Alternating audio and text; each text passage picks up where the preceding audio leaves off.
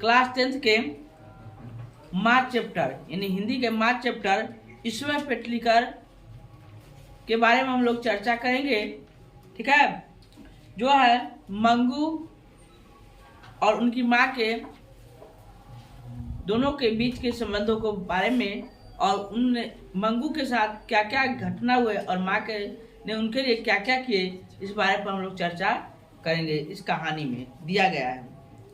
यह माँ, इसका नाम है, चैप्टर का नाम है माँ। इसके लेखक का नाम क्या है? ईश्वर पेटलीकर। इसके लेखक का नाम क्या है? ईश्वर पेटलीकर। याद रखिएगा, एग्जाम में अगर पूछेगा कि माँ जो है, माँ गुजराती के जो लेखक का नाम है क्या है, तो कहिएगा माँ गुजराती के लेखक का नाम है ईश्वर पेटलीकर। ठीक है, ईश्वर पेटलीकर। ठीक है, इनका कहना है कि मंगू को पागलों के अस्पताल में भर्ती करने की सलाह लोग उनकी माँ देते हैं। यानी चालू होता है कि एक मंगू है, उनकी बेटी, एक माँ है, उनकी बेटी एक मंगू है। कौन है? मंगू है। मंगू थोड़ा सा बचपने से, जन्म से ही थोड़ा सा पागलपन है, यानी उसमें पागलपन है ना, यानी वह उसमें थोड़ा भी सूझबूझ नहीं है ना। वह उनको माँ ही उनको सब कुछ करते हैं, है ना। जो काम करते, खाना पियाना से लेकर हर चीज तक वही उनकी माँ पूर्ण उनके काम, कपड़ा बदलना, नहाना, हर काम कौन करते हैं? उनकी माँ करते हैं, है ना। मंगू पागलों के अस्पताल में भर्ती करने की सलाह लोग उनकी माँ को देते हैं। यानी जो मंगू थी, है ना, मंगू को, उसके माँ को लोग, गांव वालों ने पागलों के अस्पताल में भेजने की सलाह देते और कहते हैं कि क्या कीजिए कि आप अपनी बेटी को पागल खाना में भेज दीजिए, वहाँ पर ठीक हो जाएगा। बहुत सारे लोग वहाँ से ठीक होकर आए हैं, है ना। तब उनकी आंखों में आंसू झिलमिला आते हैं। किनकी आंखों में? माँ के। किनके आंखों में? माँ के। बोलना है, ठीक है। इनके आंखों में, माँ के आंखों में थोड़ा सा झिलमिला यानी आंसू आ जाता है ना। और हर एक को वह एक ही जवाब देती है। हर एक को क्या करती है? एक ही जवाब देती है। माने जो व्यक्ति उनको कहते कि अपने बेटी को पागल खाना में रख दो, उन सभी को क्या कहते? एक ही जवाब देते, मैं माँ होकर सेवा नहीं कर सकती हूँ। मैं माँ हूँ तो मैं अपनी बेटी को सेवा नहीं कर सकती हूँ। तो क्या अस्पताल वाले, जब हम खुद नहीं कर सकते, अस्पताल वाले हमारे बेटी को कैसे सेवा करेगी, क्या करेगी, वो क्या मालूम, है ना। वह तो उनके लिए तो और भी अनजान है। वो सही से सेवा देख रेख करेगा कि नहीं करेगी, क्या मालूम, है ना। नहीं, या कौन कहती है? उनकी माँ कहती है। किनकी माँ? मंगू की माँ कहती है। किनकी माँ? मंगू की माँ कहती है। याद रखिएगा, अस्पताल वालों को क्या परी है? अपंग जानवरों की गौशालाओं में भर्ती कर आने जैसे ही यह कहा जाएगा। यानी यूँ कहिए तो उनकी माँ कहती है कि अगर अपंग गौशाला जो होता है, यानी वहाँ पर कोई देख रेख करने वाले नहीं होती है, उसके अनुसार यह होता है ना। क्या उनको अपनी बेटी को वहाँ दे आएंगे तो क्या होगा कि नहीं होगा, उसका कोई गारंटी नहीं है ना। कैसे देखेंगे, न देखेंगे, क्या करेंगे मेरे बेटी के साथ, उसका कोई गारंटी नहीं है। माँ की यह ग्रंथि प्रकट हो जाने के बाद कोई उनसे ऐसी ही बात करता भी नहीं था। यानी ऐसी ग्रंथि प्रकट होने के, यानी ये बात जब माँ उनको बोलते, अगले जो व्यक्ति था उनको बोलते, तो वह फिर दोबारा उनसे इस पर कोई बात नहीं करते थे। जन्म की पागल और मंगू पुत्री को यानी मंगू था, वह जन्म से ही क्या थी? पागल थी। जन्म से ही क्या थी? पागल थी और गूंगी थी। पागल तथा गूंगी थी। याद रखिएगा, मंगू पूछता है एग्जाम में कि मंगू जन्म से ही थी, तो कहना है मंगू जन्म से ही पागल और गूंगी थी। क्या थी? जन्म से ही पागल और गूंगी थी, है ना। ठीक है, गूंगी के मतलब बोलने वाला नहीं, और पागल के मतलब समझने वाला नहीं, उसके पास कोई समझदारी नहीं था, है ना। जिस तरह पागली पोसती, जिस तरह वह पालती पोसती, क्या है? जिस तरह वह पालती पोसती, माने उनको लालन पालन करती। कौन करती? उनकी माँ अपने पुत्री को। तो एक माँ ही पाल सकती है, दूसरे के घर तो भूखी प्यासी कब की ही मर जाती। वो कह रही है, माँ कहती है कि मैं अपने पुत्री को जिस प्रकार से पालती हूँ पूछती हूँ, अगर दूसरे के घर रहती तो यह भूखे प्यासे कब यह मर जाते। वह कब यह मर जाते, है ना, मर जाती। एक माँ ही पाल सकती है, दूसरे के घर तो भूखी प्यासी कब की यह मर जाती। और जीवन भी तो ऐसा हष्ट पुष्ट शरीर तो नहीं होता। यानी उनका अगर दूसरे के घर पर रहता है तो इनका शरीर जो था किनकी? मंगू का। किनका? मंगू। मंगू कौन है? मंगू कौन है? एक लड़की, माँ की पुत्री। मंगू कौन है? माँ की पुत्री, है ना। मंगू कौन है? माँ की पुत्री। ये माँ की जो पुत्री है, जो ये लड़की है ना, वो दूसरे के घर पर आती तो यह कब के यह खत्म हो जाती। खान पियान कोई ध्यान से नहीं देती। यहाँ पर हष्ट पुष्ट है, माने उनको दूध रोटी हर चीज उनको समय समय पर दिया जाता है ना। जिसके कारण उनका शरीर एकदम पूरा से क्या है? मजबूत है। उनका शरीर क्या है? पूर्ण रूप से मजबूत है ना, हष्ट पुष्ट है। मंगू के अलावा उसकी माँ की 3 संतानें थी। मंगू के अलावा माँ के पास कितने संतान थी? तो 3। एग्जाम में पूछेगा कि मंगू के अलावा माँ के पास कितने संतान थे, तो कहना कि मंगू के अलावा माँ के पास 3 संतान थे। कितने संतान थे? 3 संतान थे। मंगू के अलावा माँ के पास कितने संतान थे? 3 संतान थे। तब पूछेगा कि माँ को पास कुल कितने संतान थे? 4 संतान थे। कुल कितना? 4, जिनमें 1 पुत्री और 2 पुत्र थे। 1 पुत्री 2 पुत्र थे, है ना। हाँ, तो 1 पुत्री जो अच्छा पुत्री था, है ना, और 2 पुत्र, एगो ये तो पगली। तो कुल मिला क्या हो गया? 4 हो गया। समझा गया? तो 4 हो गया। तो एगो जो निम्न पुत्री कैसा था?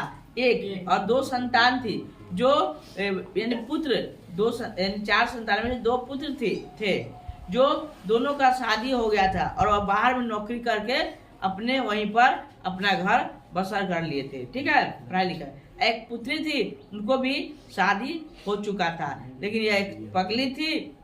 जो पगली थी, वह पगली का क्या नाम है? मंगू। ये पगली थी। कौन थी? ये पगली। इनको शादी सबसे छोटी थी और अभी तक इनको शादी नहीं किया गया, क्योंकि यह पागल थी और जन्म से ही पागल तथा गूंगी थी। तब पूछेगा माँ के पास कुल कितने संतान थे? 4। ठीक है, तो पूछेगा माँ के पास कुल कितने पुत्र कितने थे? तो 2 और पुत्री 2, है ना, जिसमें 1 क्या थी? गूंगी यानी पागल थी और 1 अच्छी थी, है ना। 2 पुत्र और 1 पुत्री। दोनों पुत्र पढ़ लिख कर शहर में क्या करते थे? काम करते थे, नौकरी कर रहे थे और वहीं पर उनका शादी करके वहीं पर अपना क्या कर रहे थे? अपना जीवन बिताते थे, करता था। वह अपनी पुत्री विवाह हो गया और वह अपनी ससुराल चली गई। 1 पुत्री थी, उनका विवाह कर दिया गया, वो भी अपना ससुराल चली गई थी। किसकी पुत्री? माँ की पुत्री जो अच्छी वाली थी, है ना। मंगू की माँ अपनी उन तीनों संतानों को भूल गए हो यह बात नहीं थी, किंतु उसका समग्र मातृत्व मंगू पर ही निछावर हो गया था। उनका जो पूरा समर्थ था वो मंगू पर ही। उनके पास 3 और संतान थी, वह माँ उनको नहीं भूला था, लेकिन तीनों का पूरा अपना जो दया था वह सिर्फ मंगू पर ही पूरा निछावर कर देता। पूरा जो अपना जीवन यानी कहिए तो जीवन का जो टाइम था वो सब मंगू पर निछावर कर देता। पूरा टाइम किसके साथ? मंगू के साथ बिताया करता था। कौन? माँ। कौन? माँ। अब माँ के लेखक का नाम क्या है? ईश्वर पेटलीकर। क्या है? ईश्वर पेटलीकर। याद रखिएगा, माँ के लेखक का नाम क्या है? ईश्वर पेटलीकर, ठीक है ना।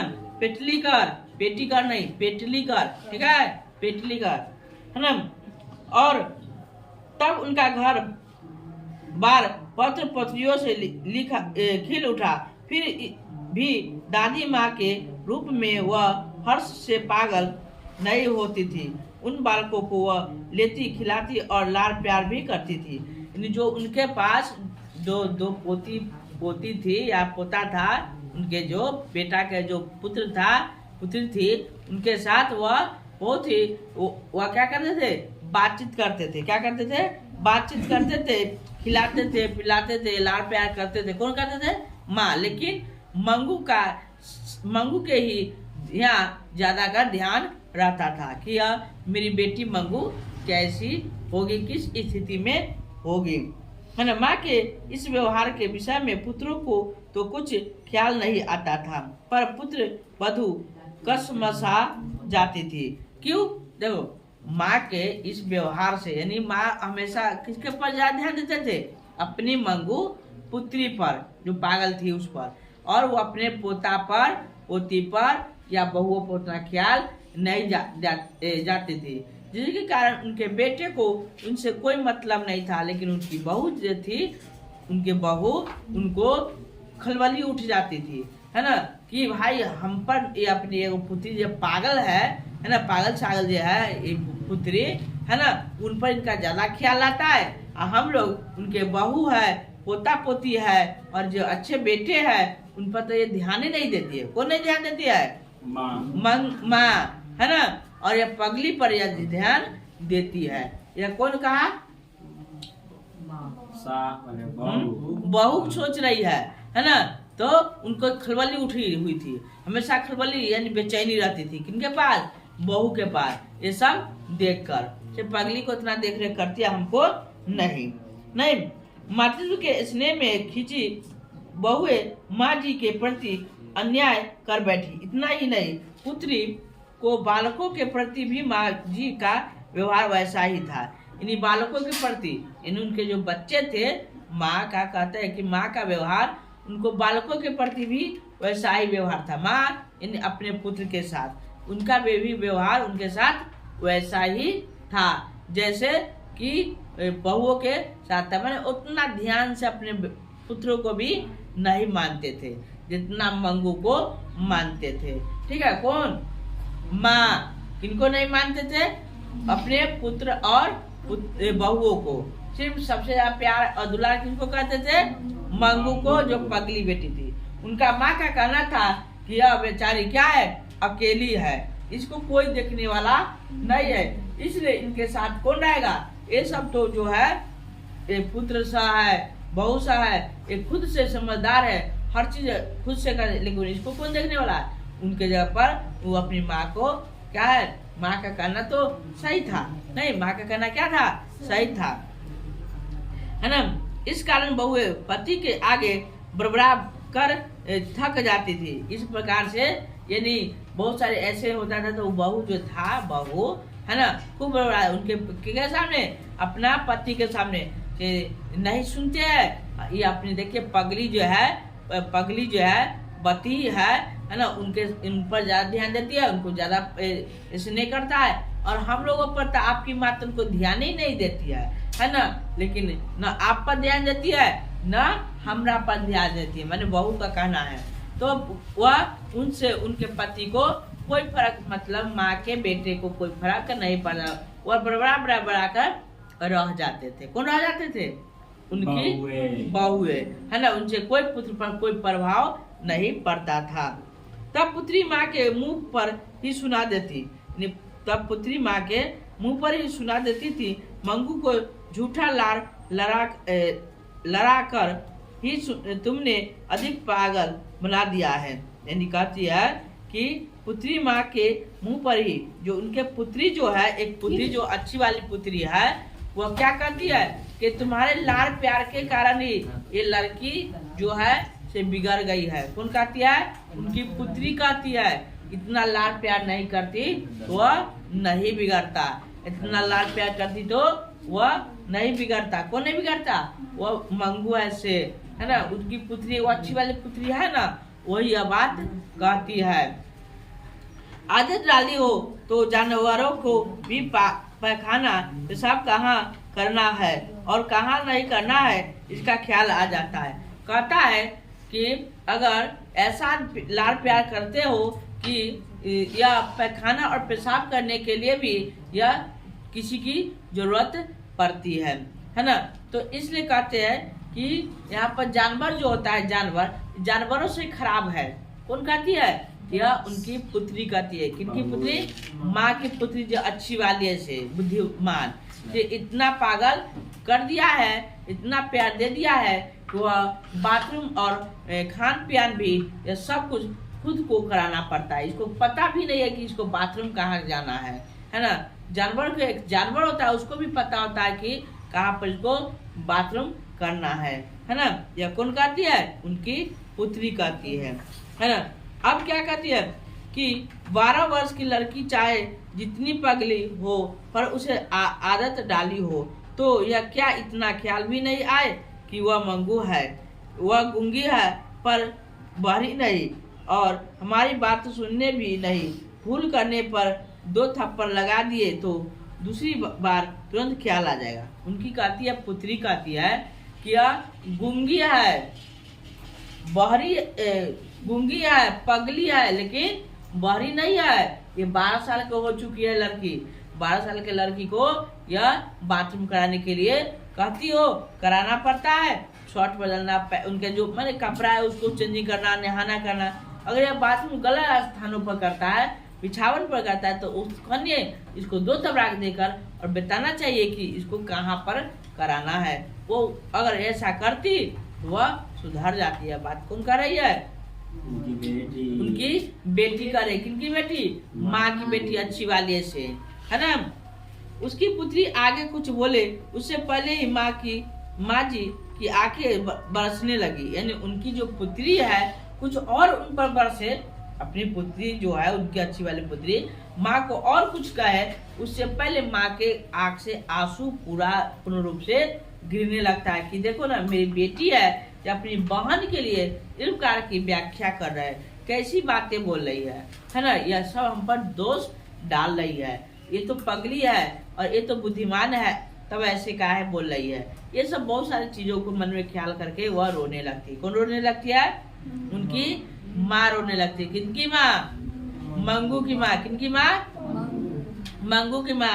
खाऊ का तुम लोग नहीं आया है, हाँ?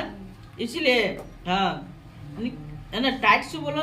पुत्री का हृदय भी भर आया, परंतु कलेजा कठोर कर वह मन की बात निकाले बिना न रह सकी।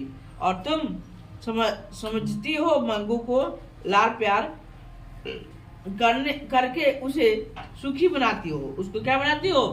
सुखी बनाती हो। इतना लाड़ प्यार करना जरूरी नहीं था, है ना। पर यह समझ लो कि तुम ही इसकी वास्तविक दुश्मन हो। करने वह कौन कर रही है? उनकी पुत्री कर रही है कि तुम ही इसका वास्तविक दुश्मन है। कहीं ना कहीं थोड़ा सा सच्चाई वो भी करे कि थोड़ा सा उसको ध्यान देना चाहिए कि उनको कहाँ पर क्या करना है। किनको?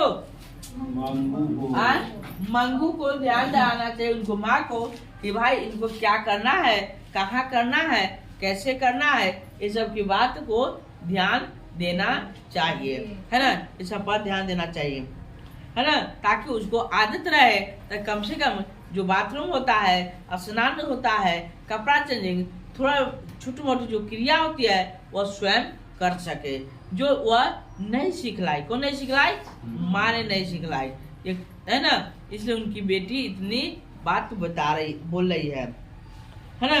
कहती है तुम कुछ हमेशा बैठी रहने की नहीं हो, भाभीियों के पाले पड़ेगी, तब नित्य उसके मलमूत्र धोने का झंझट कोई नहीं करेगा। यानी कह रही है कि भाई की करे, उनकी बेटी कर रही है कि अभी तुम हो तो इसको क्या कर रहे हो, देख रेख करो, लेकिन जब भाभी के पाले पड़ेंगे, जब तो भाभी तो ऐसा साफ नहीं करेगी, ऐसी देख रेख नहीं करेगी, तो इसको कौन करेगा? जब भाभी के पले पड़ेगी तो इसको स्वयं करना पड़ेगा, है ना। तब इसको समझ में आ जाएगा इस पगली को अपना पागलपन के जो आदत लगाई हो, जो वह कैसे होता है। नहीं, कौन कर रही है? उनकी बेटी कर रही है अपनी माँ को। से जब भाभी के पाले पड़ेगी तब इसे नित्य मलमूत्र को धोने के झंझट ही कोई नहीं करेगा, क्योंकि भाभी सब कोई ये सब गंदगी को साफ करना छोड़ देगा, नहीं करेगा। वह दुखी हो जाएगी। और कुछ रुक कर वह धीमे स्वर में बोली, कहावत है यही झूठी नहीं, यह झूठी नहीं पराई माँ की कान छेदती है। ये कहती है यह झूठी नहीं पराई माँ की कान छेदती है। अस्पताल में रखने से पागलपन दूर होने का तो नहीं, पर मल मूत्र और कपड़ों का ध्यान आएगा तो भी बहुत है। इसलिए कहते हैं, उनकी पुत्री कहती है इनको क्या करना है, इनको जो होता है तो 20 मिनट हो 22 है ना, तो हो गए।